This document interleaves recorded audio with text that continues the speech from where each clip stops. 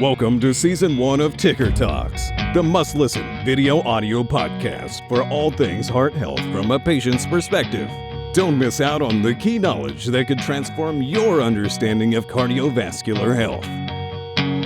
Now, let's start this week's show. Hi, everyone. Big Northern Bear. I'm here with Michelle Ricketts. Michelle is a successful entrepreneur, and she has a rather interesting health history. So I thought we'd bring her on the channel and we talk about it. You know, like we like to talk about all these cardiac conditions, not just AFib. So Michelle, we came across each other online, and we had a quick meeting before. You had a really interesting story. I know it was interesting because I kept saying, wait, save it for when we're actually talking. So how are you today? I am great, Danny. I'm really happy to be here with you as well. Yeah, great. Now, happy to be here with you, and you're absolutely joy to talk to, and I know my audience is really going to enjoy our conversation today. Can you, now, before we get into the heart condition, which is really everyone here enjoys hearing about the history and your struggles, but can you set the stage, take us through your life up until the heart condition, like hit the high notes, you know, your physical health, your career, your social stress factors, that sort of stuff, and then we'll get into it. Excellent. All right. Well, let's see how far I can go back. I actually was born in London, England. I grew up in Hamilton, Ontario. And I moved out west in 96, so I'm in Vancouver now. And I've always, through my whole life, been athletic, and that started in an early age with Mom taking us to the Y, downtown Hamilton, and doing diving and gymnastics. And then into my teen years, I was in track and field and gone into bodybuilding competitively, amateur bodybuilding in my early 20s. And through all that time, I was always active.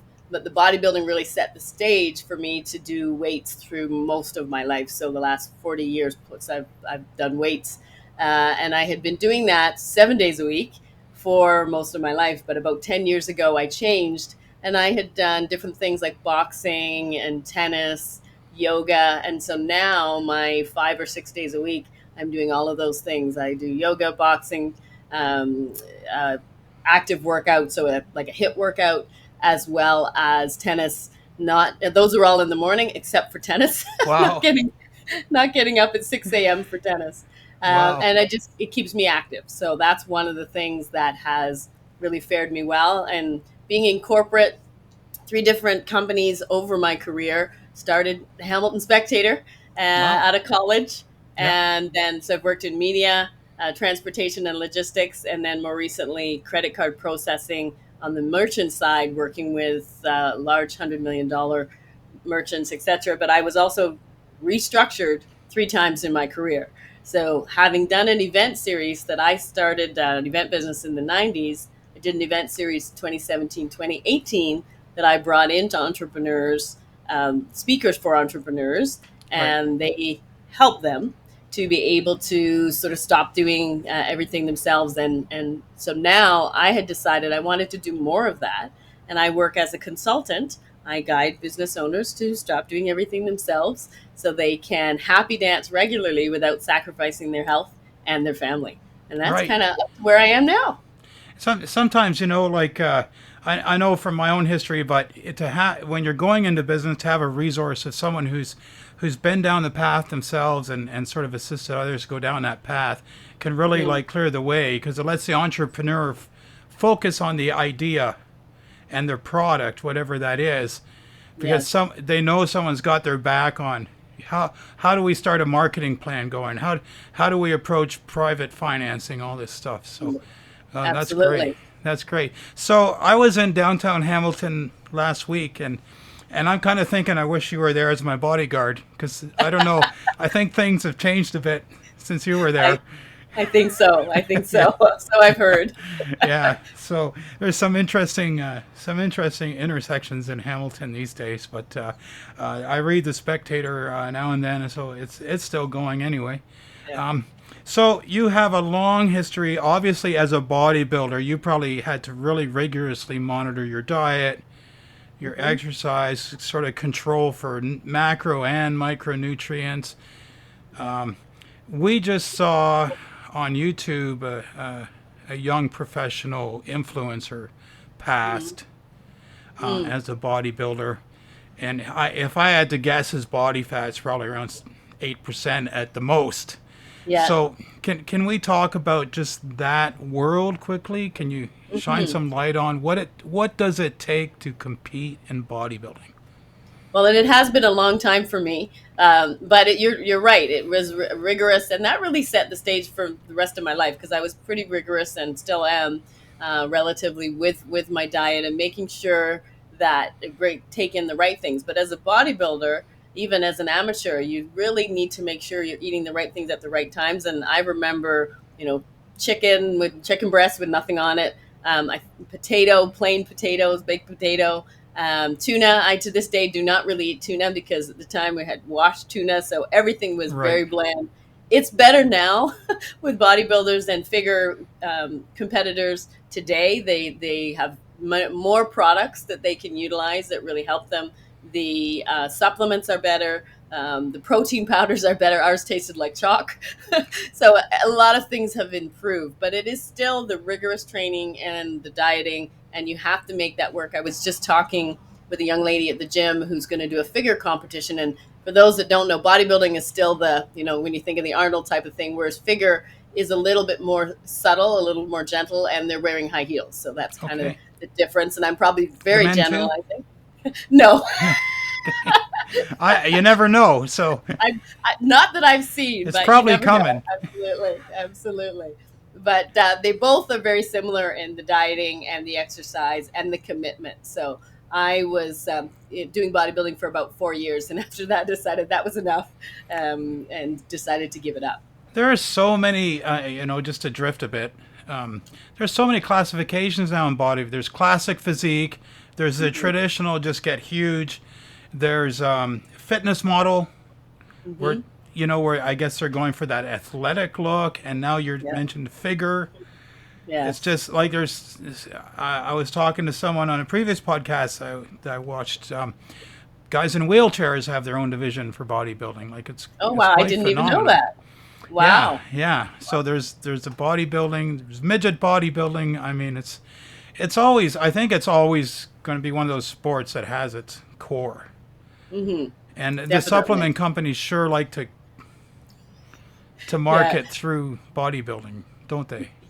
Yes, and I think the trophies are still taller than most of the competitors as well. That hasn't changed. So in bodybuilding, is height an advantage or a disadvantage, being tall?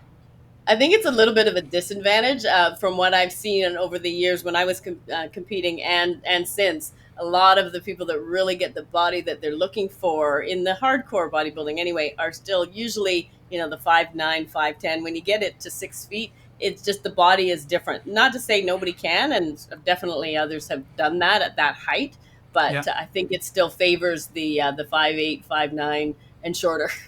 It's an interesting contrast between that and the strongman competitions, where the tall guys definitely have an advantage. Absolutely. And all the champions are like 6'8" and bigger, right? Yeah. So yes, and powerlifting as well, I think falls into that category, because it's all shapes and sizes. Yeah, great. So, so you're so healthy, you're doing everything right. How do you have a heart condition? Well, I'll be honest, this is a question I get. Well, if you're eating good, why do you have a heart problem? So yeah, and I'll be honest, I don't think of it as a heart condition anymore. Okay. And I often explain to people, because I do get that question about, wow, why should I do it? Because you're doing all that and you still had a problem. But it's two different things. I mean, my challenge was the messages between my heart and my brain got messed up, and that's where the tachycardia that I experienced came in. So it was nothing. My heart is part of the reason that I'm still here, because there were times when it was beating so fast that it would have, I could have not been here. So right. I think the strength and the fitness of the heart is really what helps a lot of people get through this and not have heart disease, which is a totally other topic. So yours is like a pure signaling problem, and did they rule out like hormonal versus maybe nervous system? Like what kind of process they put you through to figure that out? Well, really when it started, it was me, because I'm very in tune with my body, and I always have been. How I feel, how I sleep, all of that, I'm very in tune with it. I knew something was going on. My heart was beating fast when I was sitting down and not doing something active. I would feel like I was doing a spin class and I was sitting at my desk. So I knew Right. there was something wrong. And they really don't have a way of detecting it unless it's happening. So I did go to the doctor a few times and nothing was happening. So it's like, well, we can't do anything. But Yeah. they also don't really know what causes it. So my thinking is that as an athlete, we push ourselves the same way we build a muscle, grow a muscle. We push ourselves, we push our heart, and it starts to get this kind of weird, okay, I got to beat faster, got to beat faster. That's my layman's thought of maybe how it happens, but who knows? Give me an idea how many hours a week you would physically train. Well, when I was bodybuilding is a whole other thing, but take it to sort of, the last 20, 30 years, I'm doing something six or 7 days a week, and it's typically an hour and a half at a time. So Yeah. 6, 10, 12 hours a week. Now I'm usually doing 6 or 7 hours a week because I've pared back. I'm not 20 anymore. Right. Like I read this book called The Haywire Heart, which focuses on athletes who develop heart conditions, so you're sort of like grazing into that weekly volume that you're at a higher risk, even though you're training hard. You're actually so it's probably not as surprising. Like the average person on the street wouldn't know that, but it's in hindsight, it's probably not as surprising that something came along, right? Yeah, yeah, So yes, possibly, for sure. so this started in 2015. Yes, 2015. I don't remember exactly when, but I know I had, as I say, a few trips to the doctor. And when I finally was there at one point, my heart did actually beat fast as the doctor was right in front of me with the stethoscope, and I was like, and Great. he caught the beat. So it went from like resting heart rate to like 144, and my resting heart rate prior to all of this was about okay, now I'm forgetting. 35. Sorry, I had to think about that Wow. for a minute. Yeah. So So I'm definitely very low, very athletic. low. Yeah. Definitely very athletic heartbeat. Yes. Yeah. Yes. So the diagnosis is right ventricular tachycardia, and then you have left ventricular tachycardia at times. Yeah. So I had RVT and VT, and I will say I have none of it anymore, and we'll talk more about that. But Yes, it's all absolutely. gone. But yes, Yeah. but I did have RVT and VT, and unusually that most people have left or right, upper or lower, and I had left and right, upper and lower. So It was a just lot all of over. a lot going on. Yes. Yeah. For So sure. when you were in an episode of tachy, what other symptoms did you feel like? Were you weak, dizzy? Yeah, it's interesting because I really didn't, and again, I put this to fitness level. I really didn't feel anything else at the time. There's a couple of instances when I did, but for the most part, I felt fine. I just could tell my heart was beating really fast. I would get breathy a little bit and maybe feel like I had to sit down, but that Right. was kind of the most of it at any given time. So another dumb question: why treat it at all? Well, part of it was that they realized that when I did wear a Holter monitor, and this was, I found out much later, but I was getting about 24,000 irregular messages between my heart and my brain in a 24-hour period. And I don't know that that's sustainable, but also it's just not something that doctors wanted to have me Yeah, dealing with that ongoing. puts you at risk of valve problems and things Yeah. like that. Yeah.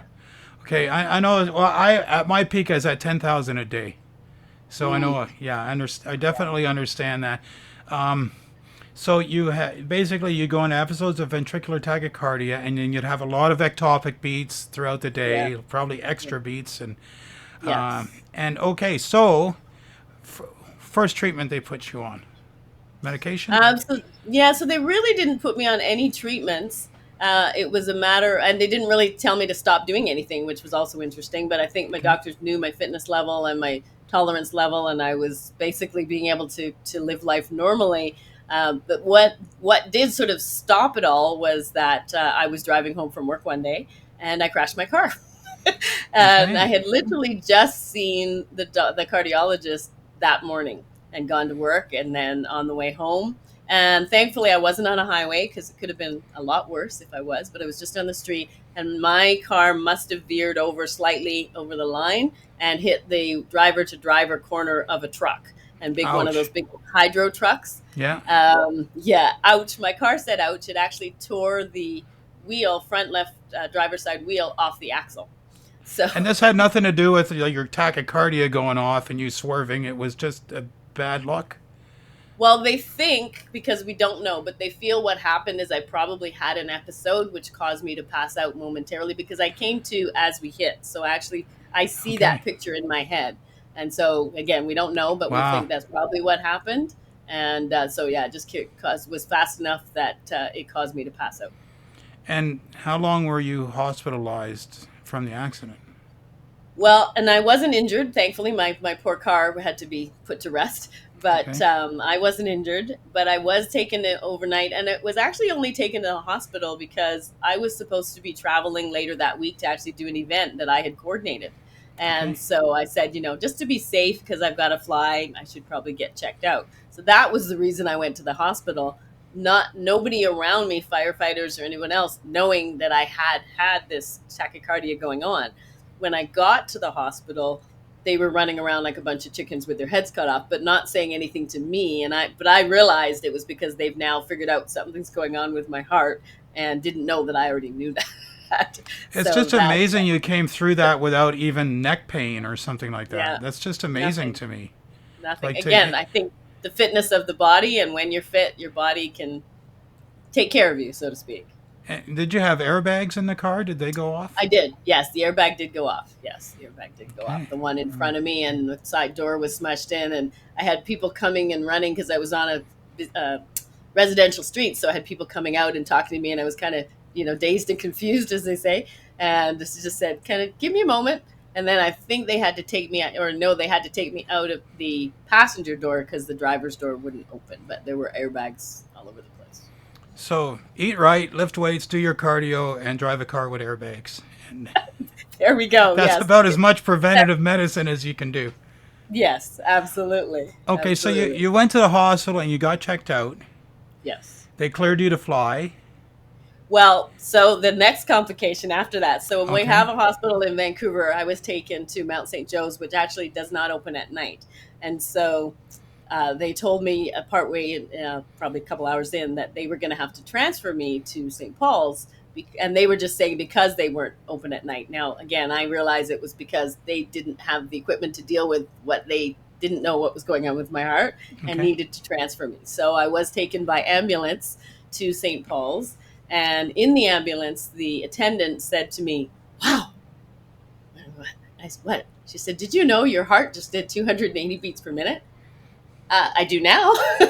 So no, I mean, I could tell when it beat fast, but I had no idea exactly what the number was. But yes, Right. that's probably Wow. the fastest it had ever gone.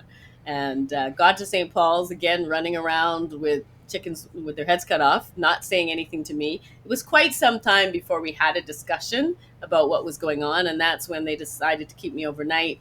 They had a couple of doctors come and see me and start to ask me some questions, at which point I said, "You might want to talk to my cardiologist. I know what's going on." Right. So that's what opened up some conversations between the doctors. Okay. And so then they had some more doctors come to see me the next morning and decided that I wasn't going anywhere. They were actually going to do a procedure that they had talked about to do in the fall. They were going to do then. So And that is? that was the ablation. So Yeah. you've probably talked about this with other guests. Oh, yeah. Yeah. And so they decided then they had to move me to another hospital, which is probably the one I should have told them to take me to in the first place, Okay. for the cardiologist to do, or the cardiac surgeon to do the procedure. And that was probably 3 or 4 days into being in the hospital when they did the first ablation, which again, found out later on was actually 5 hours. Wow. So we just had an electrophysiologist on last week, and he described the ablation process and having to lay this, what he called the string of pearls around each of. So it sounds like that's the style of ablation you had if it took so long, because I know guys their ablation took 12 minutes. Yeah. So it can really vary a Very, lot. yes. So, And so you had your ablation, and you come out of the hospital, and you're cured. well, so I had the follow up, Okay. and I don't remember the timing wise, but in the follow up, when they did the evaluation, there were still more irregular beats than my doctor would have liked to have. And I want to say it was probably at about 15% at that point. Okay. And that was June. And so then they decided they were going to do it again. Okay. So So did you have they any tachycardia in the meantime, or just the ectopics? I'll say it was just the ectopics, although I'm not entirely sure. But yeah, I think with Right. the reduction of the activity, I think it was just the ectopics at Okay. that point, and I couldn't really feel it anymore myself, even though it was still happening. And so they had tried to redo it again, I think within a few weeks.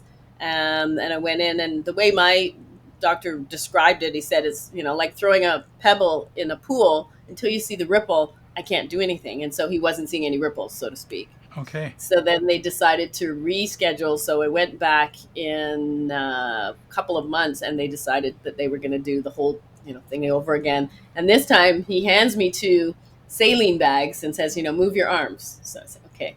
So I'm doing that for a few minutes, and I first like, Dr. B, this isn't going to do much. Yeah. So if you'd like things to happen, I suggest we, do some more action activity. So he actually asked me what or when I feel the activity, and I said, well, when I'm cycling, sometimes that'll happen. So he said, okay, the one leg you have kind of strapped down because they were going through the groin. So Yeah. with the other one, he said, okay, move it as if you're cycling, and let's see what happens. And that did actually provide some Wow. activity. So they were able to then do the second procedure, or do the Okay. procedure second time. Okay. And was that your final ablation, or we go on from So there? that was the final ablation, and they got that down to, and I think it's like 3 to 5% where they were seeing, and they said, that was good. It may kind of correct itself and go from there, and haven't had any issues. Hadn't had any issues, and my cardiologist asked me. He said, I have another patient like you. She's active. She will keep being active, and she decided to put in a pacemaker just to regulate the heartbeats. And I said, well, is my heart's healthy? And he said, yes. And it's beating on its own? Yes. I said, okay, well, for now, let's leave it the way it is. So we did. And that was 2015. 2018, May 2018, I had just given blood, as I had done 69 times before. Oh, that's great. Yeah, I give blood too. I make a point of trying to get people to give blood. So Yeah, the ones who great. can, the ones who can, yeah. It does help, really helps people. And Yeah. so I did that, sat and had the proverbial cookies, and waited the time to get in my car and drive. And I just drove a few blocks to stop and pick up something at the tailor's, and walked across the road, walked up some stairs, and fell directly on my face, basically Wow. passed out. And I had the, which side, this side, had the rug burn to match. And apparently I came to and was talking to the ambulance attendants, which I don't remember at all. But long story short, they said basically it was a perfect storm, that having given blood, having a low Yeah. resting heart rate, and then walking across the road, up the stairs, perfect storm where my heart, everything just couldn't keep up, and enough wasn't going to That's my brain. interesting, because whenever I give blood, I'm like, I only now give blood on the weekend, because I know the night and the next day I'm just it really does take a lot out of me. And I Yeah. have a really low resting heart rate. So I wonder if, Mm. and I've actually decided I'm not giving blood till my ablation's done at this point. I'm just going to get Yeah. that done and get off all medications first. Because Mhm. it does hit me really hard. Like, I do feel it. And the first time they thought I was going to pass out, and they actually came and put ice on the back of my neck, and then I was fine. Wow. But I did feel terrible, and so Yeah. for sure, giving blood, and it can affect you, and there's a reason to Yes. make you wait around for 20 minutes after. Yeah. Yeah. Yes, absolutely. Well, they have asked me not to give blood anymore, so I as much as I would like to, and it tugs on my heartstrings a bit, because when I see the ads and everything, I would love to, but he said, yeah, I could have been driving my car when that happened, and passed out. But having gone through that, and knowing, again, it could have been a lot worse, speaking with my cardiologist, he said, what now? What about the pacemaker? Well, what if you had Yeah, been driving? Like, what if you'd been on the highway at that time, on yeah, some going up some mountainside in BC, right? Like, yeah, yeah, yeah. It could have been. I concerning. mean, lots of other scenarios that don't glad I didn't have to deal with. But I thought I better be better safe than sorry. Yeah. And so I did decide to put the pacemaker in, and so we did that in 2018, Okay. and all went well, everything, and I felt fine. And they made their adjustments. They have to adjust to make sure they don't do it at first. They kind of keep the factory settings, and then they'll adjust based on the data when they do a review. Right. But when they did my first review, they determined that I now had AFib, atrial fibrillation. Oh And wow. so they think that was based on or caused by the installation of the pacemaker and the wire itself that was causing that. I've heard that can So happen. So yeah. yeah. So Wow. that they did put me on. You were asking about medication before. That's the only time I've actually been on it. And they did put me on some blood thinners because with that activity, there is a possibility of clots and different things. So I was on blood thinners for a short time, Okay. and they decided to do a fix. Is that something that you've had to do with your AFib? Did you have to do a cardioversion? I've been cardioverted 3 times. It's never worked. It's Ah, never okay. the electrocardioversion's never worked. They've tried 3 times, and then they end up just giving me a little extra medication, and a couple hours later I convert that way. Wow. But it's Wow. never. It's never. I even woke up in the middle of one, which was no fun. Oh, wow. So So that's what they decided to do with me is the cardioversion. So we did that, scheduled that because for you were an AFib, so just to because I take. was in AFib. Okay. Yes, yes. And so they did that, and it was successful. And yeah, didn't wake up thankfully in the middle of it. It was very quick. The Yeah. preparation, I think, is longer than the actual process. A lot of this But that stuff like pacemakers, we very much take for granted. But I've been reading recently on pacemakers and all the possible side effects, and it was because of AFib. Like I was actually searching unusual causes of AFib, and pacemaker installation showed up. I'm like, oh, what's this? You yeah, know. So, but I yeah. guess so. Do you have like a 2-lead pacemaker? Do you know what kind you I have? do. Or? Yes, I do. I have the 2 lead pacemaker, and it's worked fine. I don't even really. People say, oh, can you feel it? No, I know it's there. I can actually see it, Yeah. but I can't feel it working, and it is working. Mine's active about 10% of the time. So that was Okay. one of the conversations we had as to. Because there are, as you know, there's different types of pacemakers. There's Yeah. pacemakers that do different things. Some are defibrillators, some are not. So we decided that for me, I wanted it to only beat when my heart doesn't. So if Yeah. my heart misses that rhythm, that's when it'll beat. So the pacemaker kicks in about 10% of the time, Okay. and I'm good with that. Okay. Yeah, So yeah. you didn't do this like I know some people with a low heart rate they get a pacemaker so they'll tune it so they stay at a minimum of 45 beats a minute or something. So you're not playing in those waters at all. I had to. So as I said Okay. before, my heart rate before was 30 to 35, and so with the pacemaker, you have to put it up to 45. So that's Okay. the standard rate. Yeah. And then the one thing I did find when I first had the installation done is that I could go and do a spin workout, but I would get breathy walking upstairs. And I said, like, that just doesn't make sense to me. And it still kind of doesn't, but they've explained it to say that it doesn't necessarily recognize that slight change in movement. Same as Right. for hiking. So if going hiking, we have something called the grouse grind here. That's quite the hike. And I used to sound like a freight train going up that. My breathing just did never regulated. And so Wow. they said that's something that they can't change or can't do anything about, but they did change my setting to 50 beats per minute so that, and they changed they did turn on a regulation for that assists with the breathing to engage faster. It's helped, but I still notice it. Stairs, I don't notice it quite so much anymore, unless I'm doing, the CN Tower or something. Wow. But hiking, I will. If it's a more strenuous something, I will notice it. But again, I can still do a spin class or workout class, and I don't notice it at all. So it's just that difference in activity, So it's which just I've sort of always, that mild exercise, yeah, like zone 1 stuff, we'll say, that your pacemaker doesn't quite catch on that you need a little extra. yes, Oh, exactly, that's yeah, interesting. That's yeah. interesting. So, So so since your pacemaker is installed, it's tuned up, let's say, and so life's been pretty good after that.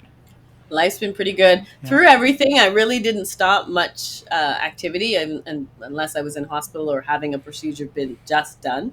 But otherwise, I'm still, 5 or 6 days a week. I still do my activity. I haven't really pulled back on anything or my intensity of what I do. Age maybe deals with that a little bit. You pull back a little bit, but I still pretty much do the same workouts. And I'm in the classes with people, 20, 25 years younger than me. So I still enjoy my activity. And so you're still in BC now. No, everything is gone and done. Okay. Everything is been taken care of. I guess where's your country of residence today?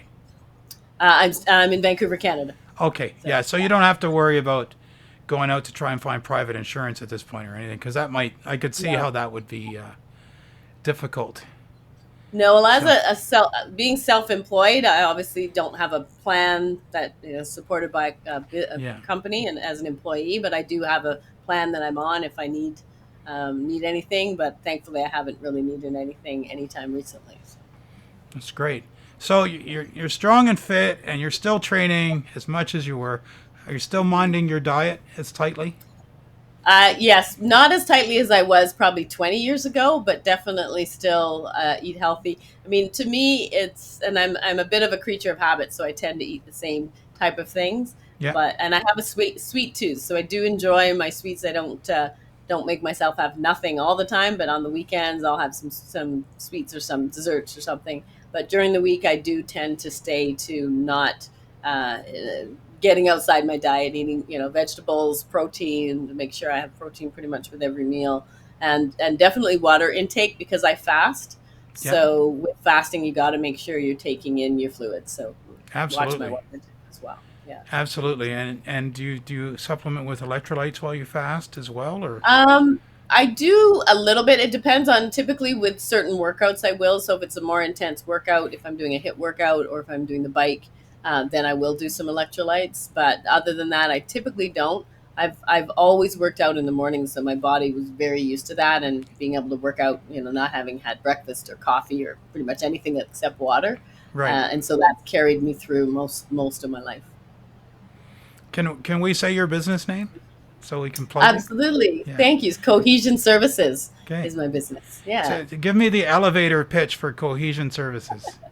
So I guide business owners to stop doing everything themselves and develop their IP and processes and systems so they can happy dance regularly without sacrificing their health and their family. And do you practice what you preach? Absolutely. So do you have an advisor? Do you have an advisor that helps you? So you can focus on your IP, yeah? I do have I have courses that I take and mentors that I do work with. Not all the time, but yes, definitely continue to and I even I'll use YouTube videos and things, continue to learn, continue to bring new information to clients. I literally was talking to a client today who was excited because a few weeks ago I introduced him to ChatGPT, and he said, "Oh wow, can't believe how much that's helped me writing things and taking less time." And yeah, so definitely trying to keep up. And I have a techie twin brother, so that helps as well. That's good. I love ChatGPT. I mean, it saves me so much time composing the perfect email. Yes. Like it's just, whenever I have bad news to deliver, I go to ChatGPT and I have it compose it. Because I'll agonize for an hour. And it won't. It just gives you that little piece of assistance, for sure. And then we make it our own voice once it's given. It's not necessarily just a copy and paste. We make it our own voice. So, I've never found anything in there I haven't had to rewrite in some way. There's always, it just sort of has, and it tends to use the same expressions a lot. Like it's at the point where I can watch other people's YouTube videos and I can go, okay, he wrote that part with ChatGPT, because ChatGPT will dive in. It will always say, let's dive in, go dive in. Let's do a deep dive. It'll just use the word dive way more often than and it'll tell really bad dad jokes. Well, and I said to people, do not start your email with, "I hope this finds you well," because whether or not you wrote that with ChatGPT, everybody will think you did, because that's how it starts every single thing. "I hope this finds you well." Yeah. We're way off topic, but I don't think people realize you can actually prompt ChatGPT and say, write this in a more casual way or in a funny way, and actually set the tone Absolutely. I don't think most Yeah. people actually use that feature. So Feature. we're And you we're can tell it geeking to, out now. you can ask it to write it in the style of Barack Obama and it'll do that. And so, Yeah, yes. kind of scary. I always say to people, if you're not sure what it can do, just ask. I'm Because going to you'll be ask it if it can surprised. write in the style of Big Northern Bear and see what happens. See what it, if you've given it enough data, it probably can. Oh my goodness. Okay. Yeah, well, they're taking over. I look forward to when I can retire and just let ChatGPT work for me. That'd be great. Work for you. Yeah. So Yeah, that we're would be not quite great. there yet. So I guess it's nice to actually have someone on the channel that like been there and done that, got the t-shirt and now moving on. Yes. It's kind of nice to know that some people it can just be a chapter in their life, not the whole book. Absolutely. And from there on you can write your own book, because once you deal with it, and dealing with it is really the thing. I mean, I went, over a 5-6 year period dealing with things, but once you get it dealt with, then move on. You don't have to worry about it. You don't have to think about it. You don't, lean on it for not doing stuff or stopping doing things. Just move on with life. So did you have sort of during this period, did you have emotional low points that came along with Um, this? I mean, a heart condition is yeah. scary until, looking back, it's not scary, but at the time. I gotta say I didn't, because I always approached life with really a smile and a fun attitude, and I did this the same way. Even teasing my cardiologist, I still do tease Dr. B when I've seen him. Yeah. But yeah, you gotta enjoy life, and I sort of kept that premise all the way through, and knowing that the work I had done and have done through my life, my fitness, my nutrition, all of that has helped me in everything I've done, and this was no different. So I knew my body would get me through it. And I often say the universe doesn't give you more than you can handle. And so I knew that, and that really kind of kept me through it.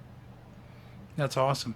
Let me ask you about how as someone who's into health and it sounds like you're actually giving advice to other people in the gym. So clearly there are people looking up to you. What kind of attention do you give to sleep quality?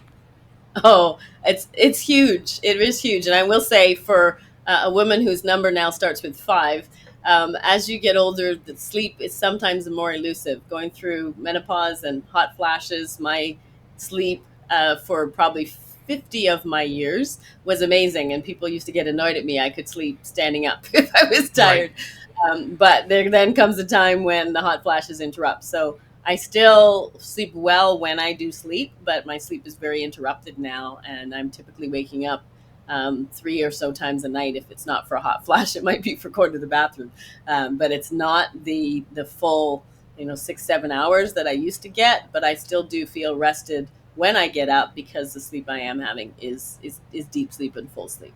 So Yeah. it is very, very important. And to your point about helping others, I mean, even with clients I work with, that's something that I bring into that. The making sure they're taking care of their health and their family is part of what I talk about. Is how are they sleeping? What does your nutrition look like? What does your exercise look like? And I have some knowledge based on my background, but I also have other practitioners and specialists, if they actually need somebody, that I put them in touch with, because Oh, it's great. so key to everything we do. Great. Yeah, I mean, I try to stress sleep because for me personally, if I sleep poorly for 2 nights in a row, the next thing that goes is the diet. Yeah. And I have a very stressful job, so I'm just a bastard to work with all day. And it's like this whole cascade all starts with just getting a poor night's sleep. So and Yes. Yeah. and in the AFIBers, I think there's universal agreement that if you have a poor night's sleep, you're way more likely to go into AFib the next day. Mm. So Yeah. we tend to Yeah. stress that. Yeah. Because the body is working too hard, and yeah, yeah, so that does make sense. And they say you can't catch up on sleep, but I know that I get up through the week, and I usually will give myself time to sleep in a bit on the weekend. I might get 8 hours sleep, whereas during the week I'm getting 6.5, 7. But if I miss that kind of extra sleep on the weekend, I feel tired all week. And people say you Yeah. can't catch up, but I do feel, if I then give myself time to sleep in 1 or 2 mornings, that I actually do feel rested again. So You don't want to go through life feeling Yeah, I tired. don't know if you can make it up. I don't think I buy that. I mean, it's sort of like if you only see your kids on Sunday, but you take them to the playground, have you really made up for the whole week? Like I feel it's a great Sunday, but I don't know if you can Yeah, actually make it yeah. up, right? So, yeah, I know there's this thing called REM rebound in that where you'll go into REM more frequently because you have to Mhm. catch that up. But I don't know if that gives you any sort of quality of life, you Yeah. know. I for And for me I I'm a would napper. yeah, I'd say for me one bad night's sleep I need two good nights sleep to get right Sleep again. to catch up to feel rested again. Yeah, Yeah. that makes sense. And for self-employed people, the tendency is to lay in bed and go through the list of all the stuff you meant to get done today and you didn't, right? Not if you're properly self-employed because you're not making any money. Well, unless you've got things set up that you're not no longer doing everything yourself. Right. Most of us have to get up and get things So done those are the and not. people that need to call you. If you're laying in bed at night thinking, worrying about all the stuff you couldn't get to, then you need a coach. You Yes, need yes, cohesion. Okay. yes, definitely, definitely. Wow. Because it Yeah. is about being able to go to bed and clear your mind and not have everything race, and that way you can get a nice night's sleep and you can feel rested when you get up in the morning, and not necessarily grab your phone the minute you get up. Like let your body get up and kind of come into the world without having to look at the phone like for the first 10 15 minutes at least. Right. Are You we can't. addicted to our phones? A lot of people, I'll say I'm not, but a lot of people are. I don't use my phone with the alarm. I actually have an alarm clock. My Okay. phone is not even in the same room with me when I go to sleep. But So a my lot of wife's people, like that, so now I know who the other one is in the world. so yeah, Everyone there's else two is of a us. yeah. There's two of us. Yeah. But it's hard for a lot of people, and they are very addicted to their phones. So if you can unplug for any period of time, and I know my brother would say, no, no, no, no, no. But some of us like to just unplug for a little bit of time. Or, I'm going to bounce some life advice off you because you seem like you're just ready for it. But are we addicted to? Are we scared of boredom? I think for a lot of people, I don't know if it's boredom, but I think it's scared of having that space in time when we're not doing something. I think that's for a lot of people where if you're sitting at a doctor's office or you're sitting on a bus or in a plane, airport, people I think a lot of us feel like we always have to be doing something. Yeah. So that's where we grab the phone. And it's being able to sometimes have that time where you just put the phone down, don't have the earbuds in, and just breathe and get in tune with yourself. And whether that's on a bus or at an airport or just sitting in your living room, whenever So it's that really is. being more mindful about it because reaching for your phone or a snack is kind of a mindless habit. You're not actually. You're just sort of the arm goes out by itself and then the phone's in your face. But if you're actually being mindful Yeah, about the that's yeah, so maybe yeah. we have a mindfulness deficit perhaps. I think so in some Yeah. cases. In some cases it is intentional, but a lot of cases it's that habit. As you said, the phone or food, whatever it is. But yeah, I think a lot of times it's a habit. Where can people go and hear more of your business slash life approach happy dance advice? Absolutely. Well, my brother and I are actually doing a LinkedIn Live now every Thursday at 11 a.m. Pacific time. So Okay. they find me on LinkedIn, but I'm on all of the social media platforms. So Michelle Ricketts or cohesionservices.com could be the other place. Yeah, and we'll put that in the description and the pinned comment, of course, for you.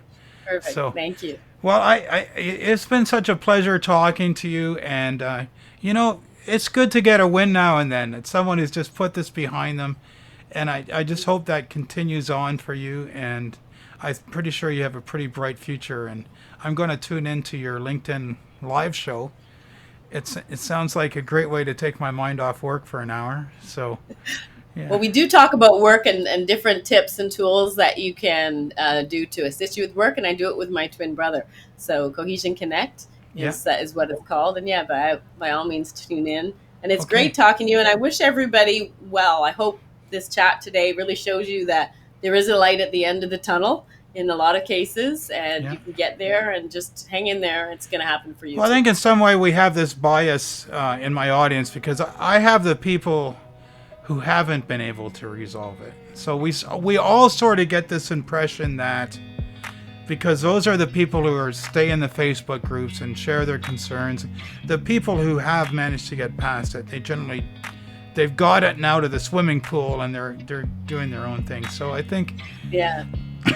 I think if people without heart conditions are watching, it doesn't necessarily need to be the end of your world. Like, just, be calm, be composed, ask your questions, and do the work, and you just might be okay. We're broken, it's tragic, we're not all elastic, but maybe there's magic, believe you could have it. And I know of sadness, the anxious